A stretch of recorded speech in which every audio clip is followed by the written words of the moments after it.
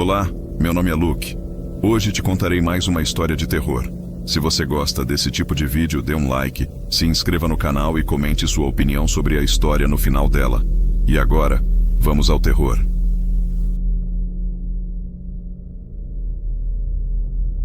Eu não sou exatamente o que você chamaria de colecionador, mas sempre tive um certo carinho por coisas antigas. Não aquele tipo de coisa velha que você encontraria em museus, e sim aquelas que aparecem em feiras de garagem ou discos de vinil em mercados de pulgas, câmeras Polaroid, fitas de vídeo antigas, jogos de videogame. Existe algo reconfortante em segurar um objeto que já viveu outra vida antes de acabar nas suas mãos. É como encontrar uma história esquecida e, de alguma forma, se tornar parte dela. Foi assim que aconteceu naquele sábado, quando me deparei com uma feira de pulgas na periferia de Campinas. Parecia até destino. Eu nem tinha planejado parar ali, só enxerguei aquele monte de tendas e lonas pelo canto do olho enquanto dirigia. Mas algo me fez virar. Talvez fosse tédio, talvez curiosidade, ou quem sabe alguma outra coisa. A maioria das barracas trazia a mesma mistura de sempre: ferramentas enferrujadas, caixas com meias sem par, bijuterias baratas, nada que me fizesse realmente animar. Até que notei uma caixa de papelão meio escondida embaixo de uma das mesas. Ela estava abarrotada de fitas VHS antigas, cobertas por uma camada de poeira tão grossa que me fez tossir quando me abaixei para olhar. Eu nem sei dizer o que exatamente me atraiu para aquela caixa. Nem tenho mais uma TV com videocassete embutido. Mas algo ali parecia promissor. Comecei a vasculhar as fitas. A maioria tinha etiquetas desbotadas com coisas como Show da Xuxa, Domingão do Faustão e algum jogo aleatório de futebol gravado de forma caseira. Mas uma fita se destacava. Não tinha capa, só um pedaço de fita adesiva colado na frente, com algo rabiscado à mão. 1987. Nenhum título, nenhuma pista do que poderia haver ali. R$5 pela caixa toda, disse o cara atrás da mesa. Ele estava largado numa cadeira de praia, com os pés apoiados no isopor, parecendo preferir estar em qualquer outro lugar. Por todas essas? Perguntei. Ele só deu de ombros. Leva ou deixa. Paguei o cara e carreguei a caixa até meu carro. Imaginei que, se as fitas fossem lixo, eu poderia usá-las em algum projeto de decoração ou qualquer outra coisa. Mas no fundo, eu já estava intrigado com aquela fita marcada como 1987. Quando cheguei em casa, passei quase meia hora revirando caixas para achar meu videocassete velho. Não o usava há anos, mas milagrosamente ele ainda funcionava. Liguei na TV, peguei a fita de 1987 e me joguei no sofá. Assim que apertei o play, a tela piscou com estática. Por um instante, achei que a fita estivesse estragada. Mas então a imagem estabilizou. Era um parque. A filmagem tremia, como se alguém estivesse segurando uma filmadora antiga. Crianças corriam de um lado para o outro, pais iam atrás com cestas de piquenique, casais descansavam deitados em cobertores, tomando sol. Parecia ter sido filmado numa tarde de verão. Aquele tipo de dia que você veria num álbum de fotos antigas da família. Fiquei assistindo por um tempo, sorrindo diante da simplicidade de tudo aquilo. O riso das crianças, o canto dos pássaros ao fundo. Era pacífico, quase nostálgico. Mas então eu percebi algo estranho. Havia um homem passando ao fundo da gravação. Ele não fazia parte das famílias filmadas. Parecia só um transeunte aleatório. Mas algo nele prendeu minha atenção. Não sei explicar ao certo. Parecia eu. Pelo menos tinha a minha altura, meu porte físico, até o cabelo bagunçado igual. E ele estava vestindo exatamente o que eu tinha colocado naquela manhã, um moletom preto e jeans. Meu estômago revirou um pouco. Ok, isso é estranho, murmurei, inclinando-me mais perto da tela. O homem continuou andando. Seu rosto estava voltado para longe da câmera. Mas, pouco antes de ele sair do quadro, ele virou o rosto por cima do ombro. Olhou direto para a câmera. Não para a câmera. Para mim. Eu congelei. Os olhos dele estavam fixos nos meus e, por um segundo, eu tive certeza de que o vi sorrir. Não era um sorriso amigável, mas outra coisa. Algo mais sabido, como se ele soubesse de algo que eu não. Naquela noite, eu mal consegui dormir. Minha cabeça não parava de rodar, repetindo aquela cena. Tinha que haver uma explicação.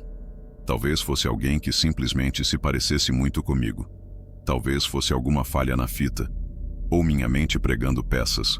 Na manhã seguinte, voltei àquela feira de pulgas na periferia de Campinas.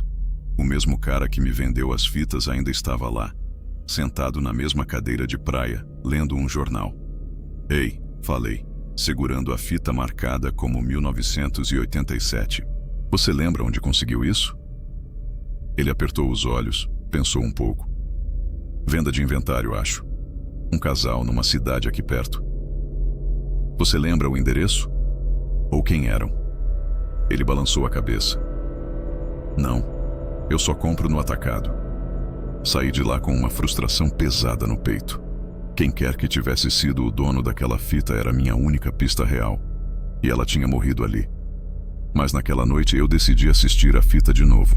Talvez eu tivesse deixado passar algum detalhe, talvez houvesse algo no fundo da imagem que explicasse tudo. A fita começou do mesmo jeito. A cena do parque, cheia de movimento. Mas algo estava diferente. O riso tinha sumido, assim como as pessoas. Os balanços balançavam sozinhos, rangendo devagar com o vento. Lixo espalhado pelo chão. O céu, antes ensolarado, agora estava cinza e nublado. A câmera se movia devagar, deslizando pelo parque vazio. Parecia intencional, como se quem segurasse a câmera quisesse que eu visse algo. Foi então que eu vi. No banco, havia alguém sentado. Era eu. Eu vestia o mesmo moletom preto e jeans. Mas havia algo errado. Minha pele estava pálida, quase acinzentada.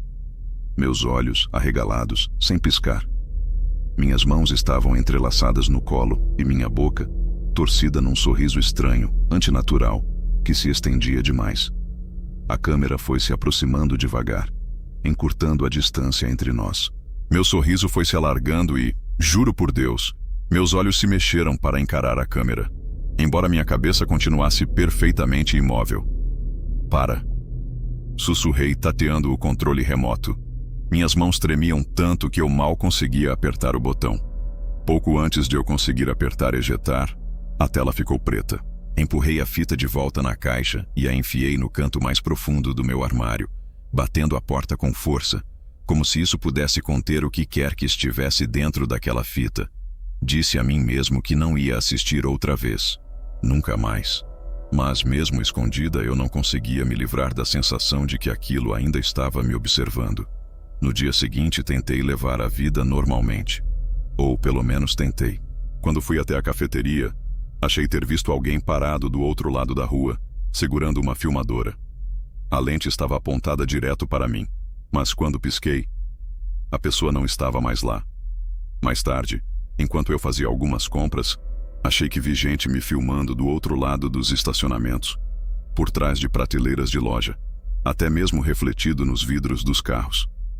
Mas, sempre que eu me virava para tentar confirmar, não havia ninguém. À noite comecei a acordar com sons estranhos. Estática, sussurros. Às vezes, encontrava a TV ligada, mesmo tendo deixado o aparelho desligado da tomada. A tela ficava cheia de chuviscos. E por um breve segundo, eu juro que via algo se mexendo na estática. Algo com forma humana. Eu não aguentei mais. Depois de 3 noites sem dormir, apavorado, eu sabia que não adiantava mais esconder a fita. Eu precisava destruí-la. Puxei a caixa do fundo do armário e peguei a fita de 1987. Minhas mãos tremiam enquanto eu a levava até o porão, onde guardava uma lixeira velha de metal. Sem hesitar, joguei a fita lá dentro, encharquei com fluido de isqueiro e acendi um fósforo. As chamas tomaram vida, enchendo o porão com uma fumaça densa e amarga. O plástico da fita derreteu, entortando e borbulhando.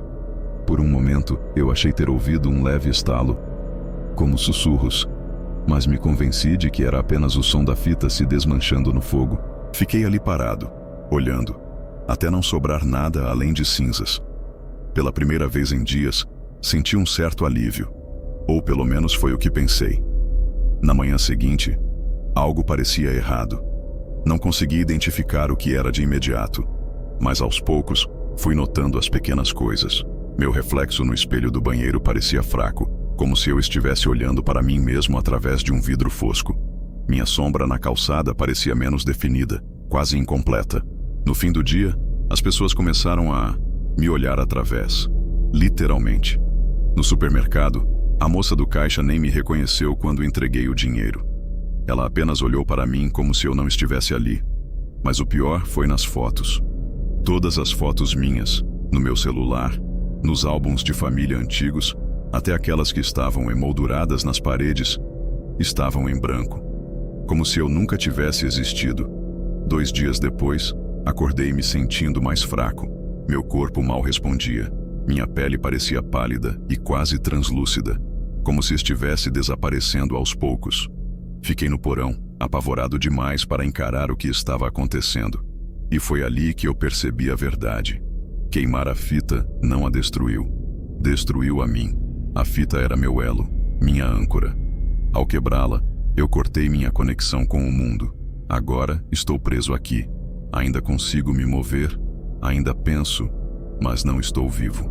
Meu corpo está apodrecendo pedaço por pedaço, mas nunca se desfaz completamente. Não preciso mais de comida nem de água, mas não consigo escapar da fome, da sede, da dor constante. O porão é frio e escuro. Eu não sei mais quanto tempo se passou. Dias, semanas. O tempo já não significa nada. Às vezes, no breu completo, ouço o leve zumbido de uma filmadora. Acho que alguém ainda está me filmando, mas eu nunca consigo ver quem. Eu tenho medo. Medo de que um dia alguém encontre outra fita. Uma sem rótulo. Uma que mostre um homem preso num porão, encarando a câmera com os olhos arregalados e um sorriso distorcido no rosto. Se você encontrar essa fita, por favor, não assista.